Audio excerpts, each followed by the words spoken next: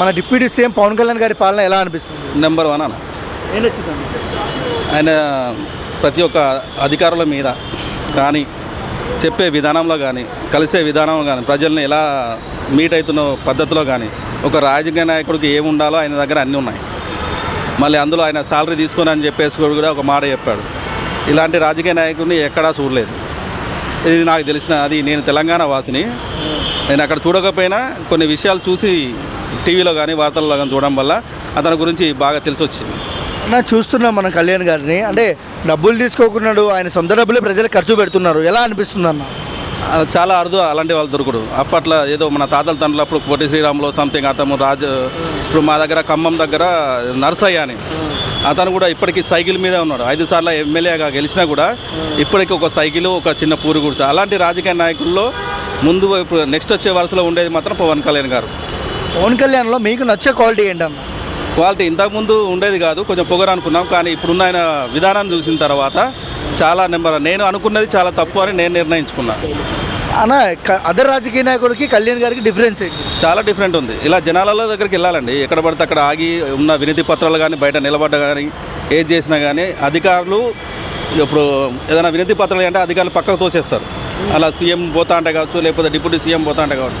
కానీ ఇతను మాత్రం రోడ్డు మీద ఆగి ప్రతి ఒక్కరు వినతి పత్రాలు తీసుకొని వాళ్ళ దగ్గర ఉన్న సమస్యను తెలుసుకొని దాన్ని సాల్వ్ చేయడానికి అన్ని విధాలుగా కృషి చేస్తున్నాడు. లాస్ట్ సీఎం జగన్మోహన్ రెడ్డికి ఈ డిప్యూటీ సీఎంకి తేడా ఏంటన్న పాలనలో? జగన్మోహన్ రెడ్డి సంగతి అయితే మనకు ఐడియా లేదు. అది ఎందుకంటే ఎక్కువ ఫోకస్ మేము అప్పుడు చేయలేదు. ఇప్పుడు చేసాం కాబట్టి ఇప్పుడు చేసాం. ఎందుకంటే డైరెక్ట్ చేయలేదు, అది కూడా ఓన్లీ వీడియోలో కానీ టీవీలో కానీ చూసాం. ఇది అలా ఫేక్ ఉండొచ్చు, ఫేక్ లేకపోవచ్చు. కానీ ఇప్పటివరకు ఆయన చూసిన విధానంలో కానీ చాలా మార్పు వచ్చింది.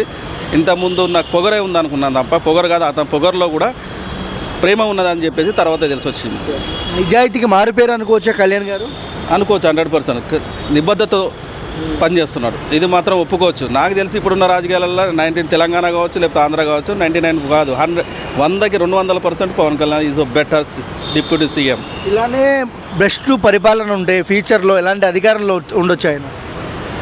ఈ డిప్యూటీ సీఎం ఒకవేళ హోమ్ మినిస్టర్ కనుక ఇచ్చిందంటే 99% అవినీతి పనులు అందరినీ ఏర్పారేస్తారు. ఇది మాత్రం ఖచ్చితంగా చెప్పగలుగుతున్నా. ఫ్రీడమ్ ఫైటర్స్లో ఎవరు గుర్తుకొస్తారు నా కళ్యాణ్ గారిని చూస్తే? ఫ్రీడమ్ ఫైటర్లో ఎవరని చెప్పగలను?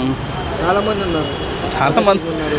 ఇక ఉన్నారు, అందరూ ఉన్నారు. కానీ ఇప్పుడు అంత రేంజ్లో చెప్పుకోవాలంటే ఇప్పుడు భగత్ సింగ్ అనుకోండి, లేకపోతే ఛత్రపతి శివాజీ లాంటి వారు, వాళ్ళను వేసుకోవచ్చు. ఆ రేంజ్లో మనోడు బాగా లాక్కొస్తున్నాడు 100%గా. అతను ఎవరి మాట వినడు. అలాంటి వ్యక్తే కావాలి మనకి. నీతి నిజాయితీ ఉన్న వ్యక్తి కావాలి. అంతకుముందు ఏదో ల్యాండ్ ఎవరిదో కబ్జా చేస్తే దాన్ని ఇప్పించాడని చెప్పేసి గుర్తుందా?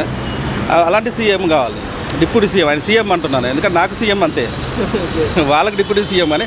అలాంటి సీఎంలు కావాలి మనకి.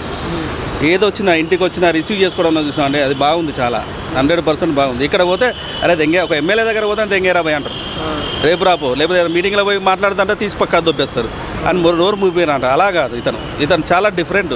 అసలు దానికి ఏదో వాడు దాన్ని ఏమంటారు, అది డివైన్ ఏదో సంథింగ్ అంటారు చూడండి. చాలా గొప్ప వ్యక్తి అన్న టైప్. థ్యాంక్స్ అన్న.